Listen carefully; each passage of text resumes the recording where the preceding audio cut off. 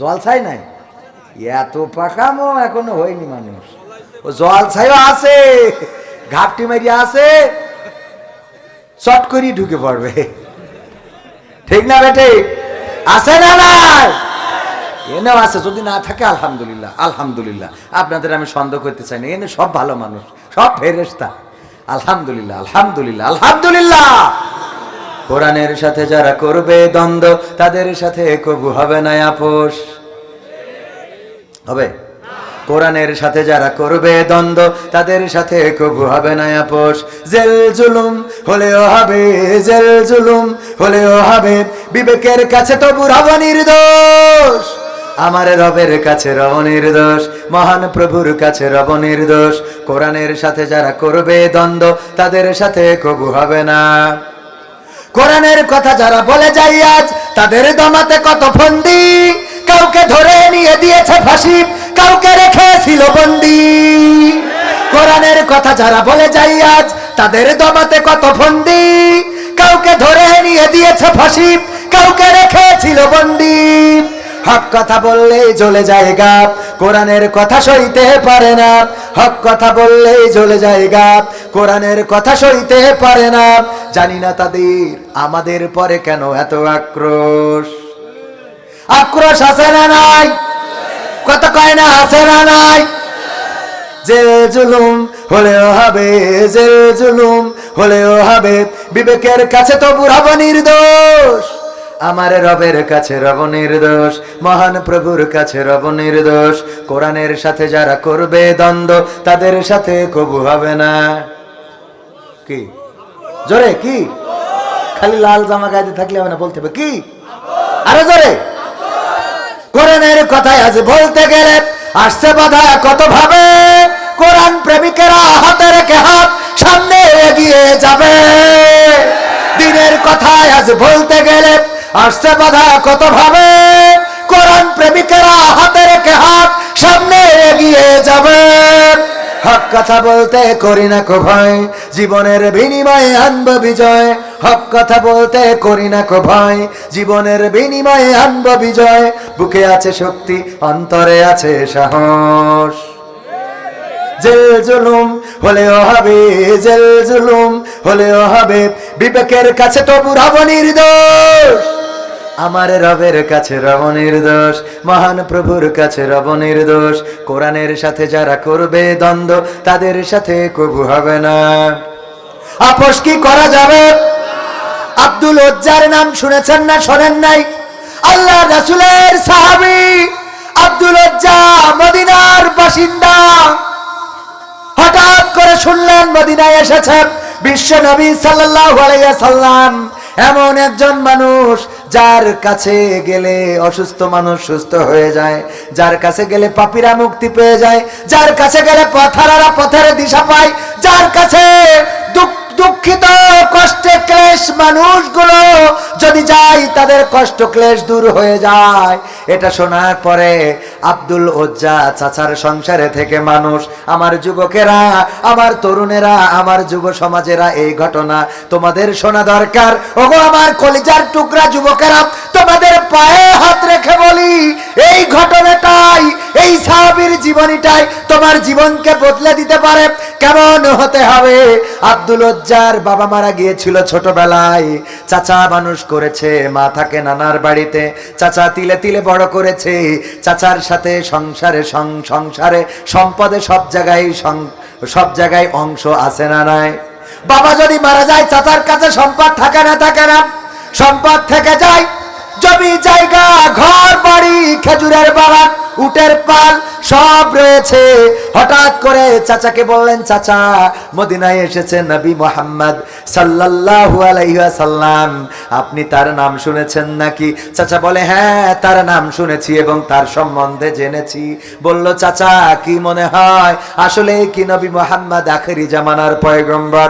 চাচা বলল, আব্দুল উজ্জা শোনো, আমার মন বলে আখেরি জামানার পয়গম্বর নবী মুহাম্মদ, এটা আমার মন ডেকে বলে।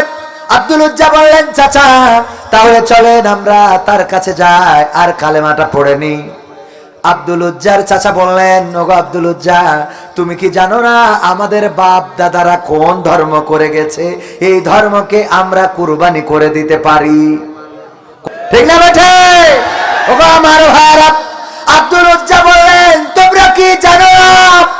আব্দুল উজ্জার চাচা বললেন, ওগো আব্দুল উজ্জা, তুমি কি জানো না আমরা কোন ধর্মের লোক? আমাদের বাপ, আমাদের দাদা, আমাদের 14 গোষ্ঠী কোন ধর্ম পালন করে গেছে, সেই ধর্মকে কুরবানি করে কেমন করে মুহাম্মাদের আনিত বিধানটা কবুল করে নি।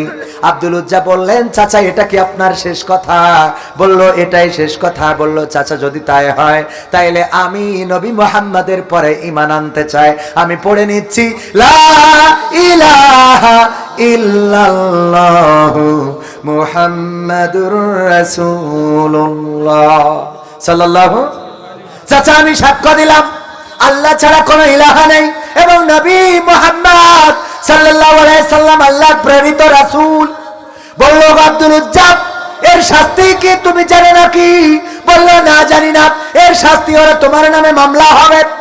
এখন কি হয়? মামলা হয়, তোমারে গ্রেফতার করা হবে, রিমান্ডে নেওয়া হবে, জেল দেয়া হবে, জুলুম করা হবে, এমনকি ফাঁসির কাষ্ঠেও ঝুলানো হয় না? হয় না? কথা কয় না? হয় না? হয় না? আমার আমির হামজা ভাই 3টা বছর কারাগারে, কি অপরাধে কারাগারে থাকলো, যারা রেখেছে তারাও জানে না। কথা কয় না? বাজারে দেখবেন যদি কেউ দৌড় দেয়, আরো মানুষ দৌড় দেয়, আবার তাদের দৌড় দোয়া দেখে দোকান থেকে বেরোয় ও দৌড় দেয়। যখন পিছন থেকে জিজ্ঞেস করে, ভাই দৌড়ায় কেন? কয়, তা আমিও জানি না। এরকম ঘটে না? ঘটে না? দৌড়ানো দেখে সবাই দৌড়ায়, জিজ্ঞেস করে দৌড়াও কেন? আমি জানি না, সামনের লোক দৌড়ায় তাই দৌড়াই। আর একজনকে জিজ্ঞেস করে, তুমি দৌড়াও কেন? কয়, ওই সামনের লোক দৌড়ায় তাই দৌড়াই। এরকম দেখা দেখি মানুষ আছে না নাই? ভাইরা আমার, এই দেশেও জেল জুলুম সেই সময়ও ছিল। আব্দুল উজ্জাকে তার চাচা বলল, যদি তুমি কালেমা পড়ে মুসলমান, এই মুসলমান হওয়ার পরে যদি অটল থাকো, জানে না কি তোমার কি হতে পারে? বলল, না জানি না। বলল, তোমার শাস্তি হলো আমি তোমাকে আমার সব সম্পদ থেকে বহিষ্কার করব। তোমার বাবা দায়িত্ব দিয়ে গিয়েছিল, তোমার বাবার সম্পদ আমার কাছে, আমি সেই সম্পদ থেকে বহিষ্কার করব, কারণ তুমি তোমার বাবার ধর্ম ছেড়েছ। কয়, অসুবিধা নাই। কয়, তোমাদের যে খেজুরের বাগান, আমাদের যে উট, আমাদের যে ব্যাংকে টাকা, আমাদের যে সম্পদ, স্বর্ণ মুদ্রা, দিনার, দিরহাম যাই আছে, সব থেকে তোমাকে বহিষ্কার করব। বলল, চাচা আপত্তি নাই। বলল, শুধু তাই নয়, তোমার গায়ের জামা, পরনের কাপড়, এই 2টাও আমার দেওয়া, ওই 2টাও খুলে দিতে হবে। ওগো আমার যুবকেরা, কান খুলে শুনে নাও। আব্দুল উজ্জা ওই দিন নিজের গায়ের জামা এবং পরনের কাপড়টাও খুলে চাচাকে দিয়ে দিলেন। তারপরে বললেন, এবার বেরিয়ে যাও আমার জায়গা থেকে।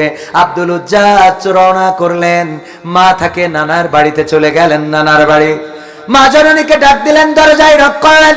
মা দরজা খুলে দেখেন, হারে আমার কলিজার টুকরা সন্তান উলঙ্গ ন্যাংটা, পরনে কোনো কাপড় নাই, নিজের কাপড় চাদর দিয়ে চোখটা ঢেকে বললেন, বাবা তোমার এই হাল কি করে হলো?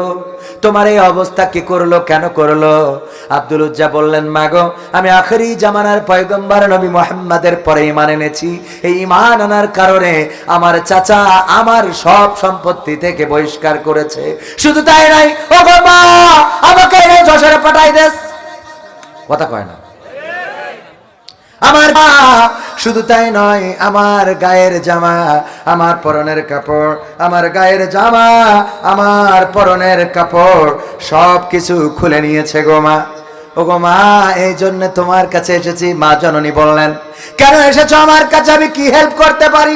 মা গো, যদি একটা টুকরা কাপড় দিতে, মা, যে কাপড়টা পরে আমি মসজিদে নববীতে যেতে পারি, যে কাপড়টা পরে আমি নবী মুহাম্মাদের দরবারে যেতে পারি, আমি তার কদমের কাছে পৌঁছাতে পারি। ওগো মা, যদি একটা টুকরা কাপড় দিতে। মায়ের কাছে মায়ের গায়ে জড়ানো চাদরটা ছেড়ে দিলেন, চাদরটা ছিঁড়লেন, অর্ধেক পরলেন আর অর্ধেক গায়ে জড়ালেন। এমন অর্ধেক পরলেন হাঁটুটাও ঢাকলো না, হাঁটুর উপরে কাপড় আর গায়ের উপরে কাপড়। চলে গেল মসজিদে নববীতে, সেখানে